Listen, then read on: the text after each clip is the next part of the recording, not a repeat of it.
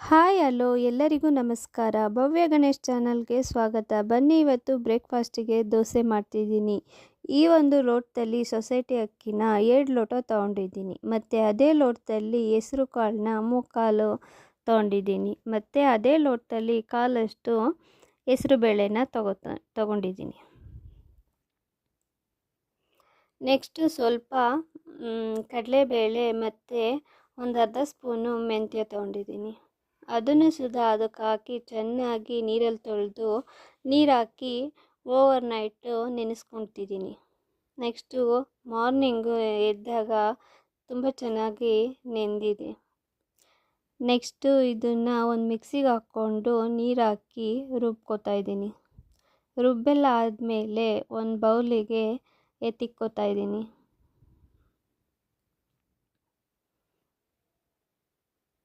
ಎತ್ತಿಟ್ಕೊಂಡಾದಮೇಲೆ ಸ್ವಲ್ಪ ರುಚಿಗೆ ತಕ್ಕಷ್ಟು ಉಪ್ಪು ಹಾಕ್ಕೊತಿದ್ದೀನಿ.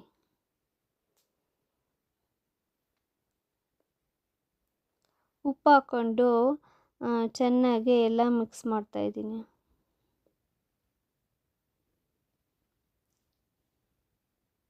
ಮಿಕ್ಸ್ ಆದಮೇಲೆ ಒಂದು ಅರ್ಧ ಗಂಟೆ ಸೈಡಿಗೆ ಎತ್ತಿಕ್ತೀನಿ. ಈಗ ಗೊಜ್ಜು ಮಾಡ್ತೀನಿ ಅದಕ್ಕೆ ದೋಸೆಗೆ. ಇದು ಸುಧಾ ರಾತ್ರಿ ನೆನೆ ಹಾಕಿದ್ದೀನಿ ಕಾಬೂಲ್ ಕಡಲೆ ಮತ್ತು ಬಟಾಣಿನ. ಇದಕ್ಕೆ ಬೇಕಾಗಿರೋದು ಈರುಳ್ಳಿ ಮತ್ತು ಕ್ಯಾರೆಟು, ಬೀನಿಸು, ಟೊಮೊಟೊ ಮತ್ತು ಕೊತ್ತಂಬರಿ ಸೊಪ್ಪು. ರುಬ್ಬಲಿಕ್ಕೆ ಕಾಯಿ, ಸ್ವಲ್ಪ ಧನಿಯಾದ ಪುಡಿ, ಅಚ್ಕಾರದ ಪುಡಿ, ನಿಮಗೆ ಖಾರಕ್ಕೆ ತಕ್ಕಷ್ಟು ಹಾಕ್ಕೊಳ್ಳಿ. ನಾನು ಒಂದೊಂದು ಸ್ಪೂನ್ ತೊಗೊಂಡಿದ್ದೀನಿ. ನೆಕ್ಸ್ಟು ಒಂದು ಸ್ವಲ್ಪ ಸಾಂಬಾರು ಪುಡಿ. ಇದು ರುಬ್ಬಲಿಕ್ಕೆ ಜಾರ್ಗೆ ಹಾಕ್ಕೊಂಡಿದ್ದೀನಿ. ಸ್ವಲ್ಪ ಕೊತ್ತಂಬರಿ ಸೊಪ್ಪು ಹಾಕ್ಕೊಂಡು ಗ್ರೈಂಡ್ ಮಾಡ್ಕೊಂಡಿದ್ದೀನಿ. ಇದನ್ನು ಸೈಡಿಗೆ ಎತ್ತಿಟ್ಟು ಈಗ ಒಗ್ಗರಣೆ ಹಾಕ್ಕೊತಾಯಿದ್ದೀನಿ. ಒಂದು ಕುಕ್ಕರ್ ಇಟ್ಟು ಕುಕ್ಕರ್ಗೆ ಎಣ್ಣೆ ಹಾಕಿದ್ದೀನಿ. ಎಣ್ಣೆ ಕಾದ್ಮೇಲೆ ಸಾಸಿವೆ ಹಾಕ್ತಾಯಿದ್ದೀನಿ. ಸಾಸಿವೆ ಸಿಡಿದ್ಮೇಲೆ ಈರುಳ್ಳಿ ಹಾಕ್ತಾಯಿದ್ದೀನಿ. ಈರುಳ್ಳಿ ಫ್ರೈ ಮಾಡ್ತಾಯಿದ್ದೀನಿ. ಈರುಳ್ಳಿ ಫ್ರೈ ಆದಮೇಲೆ ನೆನೆಸಿದಂಥ ಕಾಳುಗಳ್ನ ಹಾಕ್ಕೊತಾಯಿದ್ದೀನಿ. ಕಾಳನ್ನೆಲ್ಲ ಹಾಕ್ಕೊಂಡು ಚೆನ್ನಾಗಿ ಮಿಕ್ಸ್ ಮಾಡ್ಕೊತಾಯಿದ್ದೀನಿ. ಅದ್ರ ಜೊತೆಗೇ ಸ್ವಲ್ಪ ಅರಿಶಿನ ತೊಗೊಂಡಿದ್ದೀನಿ. ಅದನ್ನು ಚೆನ್ನಾಗಿ ಮಿಕ್ಸ್ ಮಾಡಿ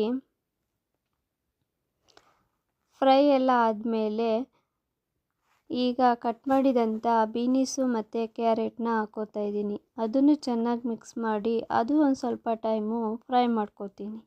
ಫ್ರೈ ಆದಮೇಲೆ ಟೊಮೊಟೊ ಹಾಕ್ಕೊತಾಯಿದ್ದೀನಿ ಕಟ್ ಮಾಡಿದಂಥ. ಟೊಮೊಟೊ ಹಾಕ್ಕೊಂಡು ಸ್ವಲ್ಪ ರುಚಿಗೆ ತಕ್ಕಷ್ಟು ಉಪ್ಪು ಹಾಕ್ಕೊತಾಯಿದ್ದೀನಿ. ಯಾಕಂದರೆ ಎಲ್ಲದಕ್ಕೂ ಚೆನ್ನಾಗಿ ಉಪ್ಪೆಲ್ಲ ಆಗಲಿ ಅಂತ. ನೆಕ್ಸ್ಟು ಚೆನ್ನಾಗಿ ಫ್ರೈ ಮಾಡಿಕೊಂಡು ಟೊಮೊಟೊ ಎಲ್ಲ ಸಾಫ್ಟ್ ಆದಮೇಲೆ ರುಬ್ಬಿದಂಥ ಮಸಾಲೆನ ಹಾಕ್ಕೊತಾಯಿದ್ದೀನಿ.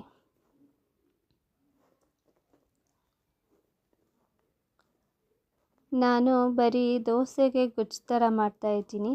ತೀರಾ ತೆಳ್ಳಗೂ ಬೇಡ, ತೀರಾ ನೀರಂಗೂ ಬೇಡ. ದೋಸೆಗೆ ಚೆನ್ನಾಗಿ ಗಟ್ಟಿಗಿದ್ರೆ ಸಾಕು, ಗ್ರೇವಿ ಟೈಪು. ನೆಕ್ಸ್ಟು ಒಂದು ಲಿಡ್ನ ಕ್ಲೋಸ್ ಮಾಡ್ತಾಯಿದ್ದೀನಿ. ವಿಜಿಲ್ ಹಾಕಿ 2 ವಿಜಿಲ್ನ ಕೂಗಿಸ್ಕೊತೀನಿ. ನೆಕ್ಸ್ಟು ರುಬ್ಬಿದಂಥ ಹಿಟ್ಟು ತಗೊಂಡು ದೋಸೆ ಹಾಕ್ತಾಯಿದ್ದೀನಿ. ದೋಸೆ ಆದಮೇಲೆ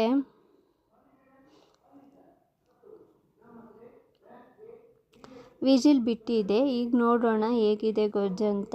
ನೋಡಿ, ತುಂಬ ಚೆನ್ನಾಗಿ ಬಂದಿದೆ, ಗಮ್ಮಂತ ಇದೆ. ನೋಡಿದ್ರಲ್ಲ ಫ್ರೆಂಡ್ಸ್, ಸಿಂಪಲ್ಲಾಗಿ ಕಲರ್ಫುಲ್ಲಾಗಿ ದೋಸೆ ಮಾಡೋದು ಅಂತ.